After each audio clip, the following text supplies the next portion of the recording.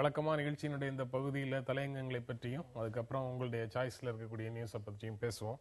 இன்று ஞாயிற்றுக்கிழமை பெரும்பாலான செய்தித்தாள்களில் தலையங்கம் இல்லாததுனால உங்களுடைய தேர்வில் இருக்கக்கூடிய முக்கியமான செய்திகள் என்னங்கிறத பற்றி பேசலாம். விஜயதரணி, நீங்கள் எதை முக்கியமான செய்தியாக இன்றைய செய்தித்தாளில் பார்க்குறீங்க? குறிப்பாக அந்த போரூரில் நடந்த அந்த சம்பவம் என்பது மிகவும் கடந்த சில நாட்களாகவே இந்த மீட்பு பணிகள் இதெல்லாம் பார்க்கும் பொழுது ரொம்ப வருஷத்துக்கு அப்புறம் தமிழ்நாட்டில் குறிப்பாக சென்னை போன்ற மாநகரத்தில் இது போன்ற ஒரு பெரிய டிசாஸ்டர் நடந்திருக்கு. அதில் பெரிய அளவில் ஓரளவுக்கு நிறைய பேர் காப்பாற்றப்பட்டிருக்காங்க. ஆனால் நிறைய பேர் இறந்துருக்காங்க. 71 பேர்கிட்ட இறந்துட்டாங்க. இன்னும் குழந்தைகள் சடலங்கள் மீட்கப்படலை அப்படிலாம் சொல்லும் பொழுது ரொம்ப பதட்டமாக இருக்குது அந்த நியூஸை கேட்கும் பொழுது. நாம் அந்த இடம் இப்போ ஒரு எப்போது காவல்துறையின் அதிகாரத்துக்குள்ளே கொண்டு வந்துட்டாங்க. ஆனால் அந்த சம்பவங்களை நினைத்து பார்க்கும் பொழுது தொழிலாளர்களுக்கு எங்கு பாதுகாப்பு இல்லை என்ற ஒரு கண்ணோட்டத்தை கொண்டு வர நினைக்கிறது. அடுத்தபடியாக குறிப்பாக அரசு துறையில் பெரிய அளவில் ஊழல் இருப்பதை நாம் பார்க்க முடிகிறது. இதனால் இந்த சிஎம்டிஏவோட இந்த பிரச்சனைகள்னால இது இப்படி கொலாப்ஸ் ஆச்சா அப்படிலாம் ஒரு கேள்வி எழுகிறது.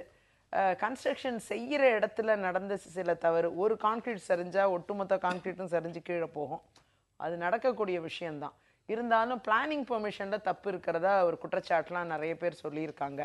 ஆகையால் உண்மை நிலவரம் அது எதுவாக இருந்தாலும் என்னை பொறுத்தவரை அதை கண்டு ஆராய்ந்து இது போன்ற விஷயங்கள் மேலும் நடைபெறாமல் இருப்பதற்கு தமிழக அரசு முழு முயற்சியுடன் நிறைய ரிலீஃப் எல்லாம் கொடுத்துருக்காங்க.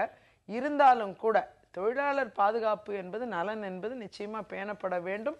இதுல குறைபாடு இருப்பதை பார்க்க முடிகிறது. தமிழக அரசு நிச்சயமா மேலும் இதை வலுப்படுத்தக்கூடிய சட்டங்களை கொண்டு வரும் நான் நினைக்கிறேன். அரசு விசாரணைக்கு உத்தரவு போட்டிருக்குது. அது விசாரணைக்கு பிறகு என்ன நடவடிக்கை எடுக்குங்கிறது ஒரு தொடர் நடவடிக்கையாக தொடர்ந்து என்ன செய்ய போகுதுங்கிறத பார்க்க வேண்டிய நிலைமையில தான் இருக்கிறோம்.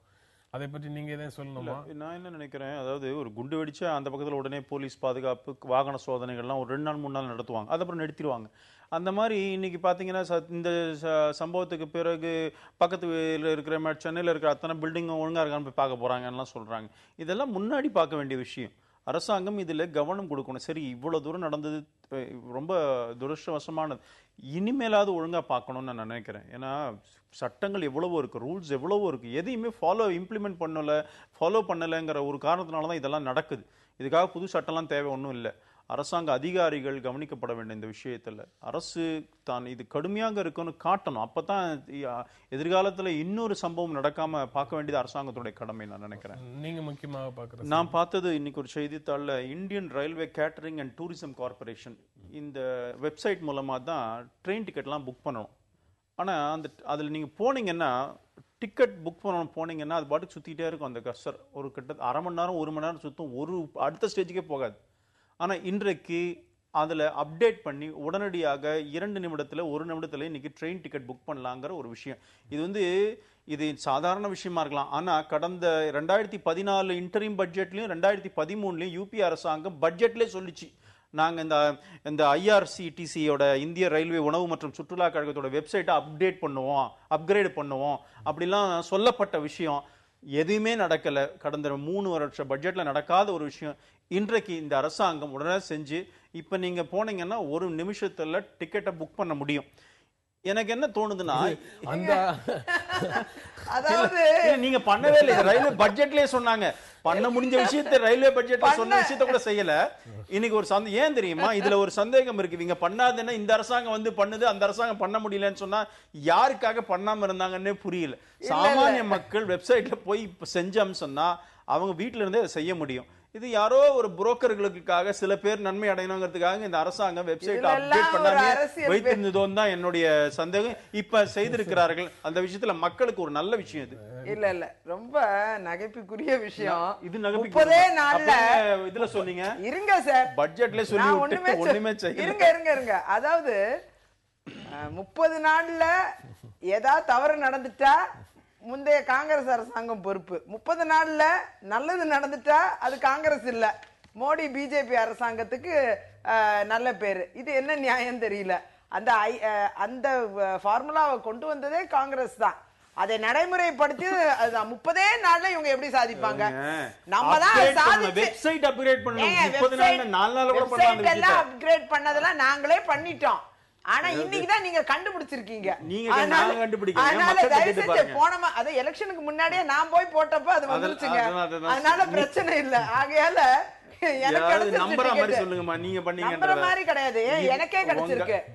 ஆன்லைன்ல புக்கிங்ங்கிறது it's not a difficult thing. உங்களுடைய பட்ஜெட் எடுத்து பாருங்க. உங்களுடைய பட்ஜெட்ல பாருங்க.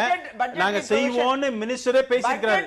இன்டரிம் பட்ஜெட்ல பேசிக்கிறாரு. பட்ஜெட்டரி ப்ரொவிஷன்ல கொடுத்து எல்லாம் நடைமுறைப்படுத்த 2013ல சொன்னீங்க, நடக்கலையே. 13ல பண்ணி நடைமுறைப்படுத்தி 14ல நடைமுறையில இருக்கு.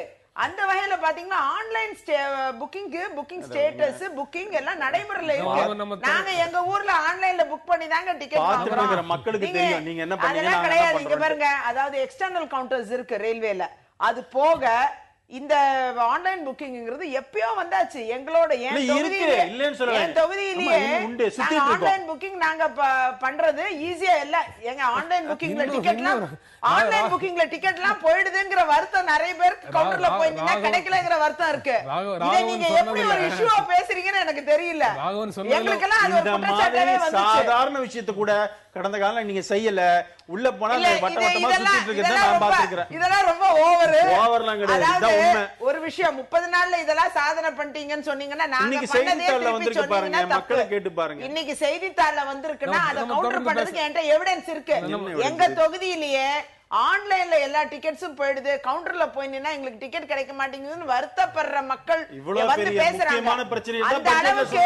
அந்த அளவுக்கு ஆன்லைன் புக்கிங்க என்கரேஜ் பண்ணி கொண்டு வந்திருக்கோம். அப்படி மக்களே எப்படி சார் பின்ன வந்து கவுண்டர்ல போய் நின்னு எல்லாம் ஆன்லைன்ல போயிடுச்சுன்னு நினைக்கிறாங்க. நம்ம தொடர்ந்து பேசலாம். ஒரு இடைவேளைக்கு அப்புறம் நம்ம தொடர்ந்து பேசலாம். டிக்கெட் 50 டிக்கெட் கவுண்டர்ல கொடுக்கப்படும்.